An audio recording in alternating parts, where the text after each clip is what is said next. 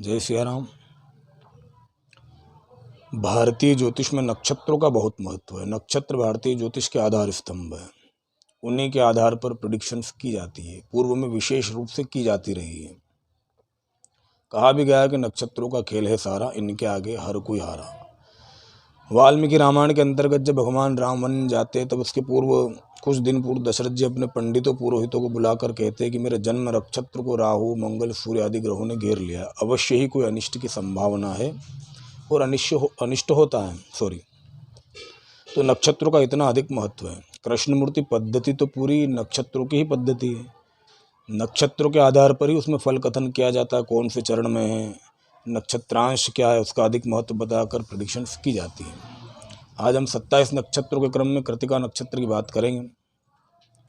यदि आपका चंद्रमा कृत्तिका नक्षत्र में, जो कि मेष और वृषभ दोनों राशि में आता है, तो आपके जो नक्षत्र स्वामी है वो है सूर्य है और उसके देवता अग्नि है।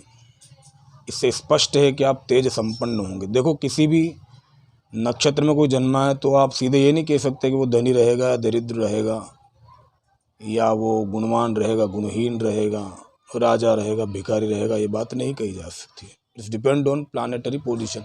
लेकिन जो नक्षत्रों का मूल स्वभाव वो जातक में अवश्यमेव दिखेगा।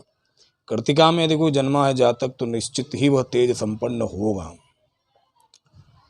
और क्योंकि अग्नि है, सूर्य है, तो स्वाभाविक मन तपा हुआ है। और एक और विशेषता ये है कि कृत्तिका नक्षत्र में जन्मा जातक भी डिप्रेशन में लगभग नहीं जाता है।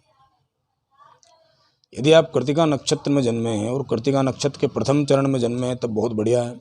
गुरु का पद है वो, तो आप गौरवशाली रहेंगे, आध्यात्मिक रहेंगे, आपका मन आध्यात्मिक और स्वाभाविक रूप से आकर्षित रहेगा। दूसरे चरण में है तो वो पद शनि का है, तो आप कोई रिसर्च में जा सकते हैं।